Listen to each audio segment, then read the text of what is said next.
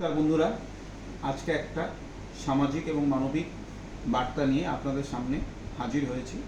আপনারা সবাই জানেন, বর্তমান এখন গ্রীষ্মকালীন রক্ত সংকটময় সময়। বিভিন্ন সরকারি ব্লাড ব্যাঙ্কগুলোতে রক্ত স্বল্পতা দেখা দিচ্ছে।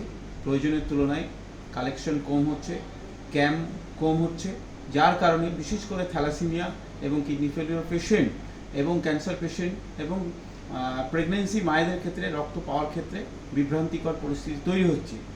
সেই সমস্যা সমাধানের জন্য আগামীকাল 27/4/2025 রবিবার রক্তের বন্ধনে আমরা কৃষ্ণবাসীর পক্ষ থেকে আয়োজিত একটা বড় ক্যাম্প আছে। 100+ রক্তদাতার ক্যাম্পটি অনুষ্ঠিত হবে কৃষ্ণনগর কালীনগর হাই স্কুল প্রাঙ্গণে।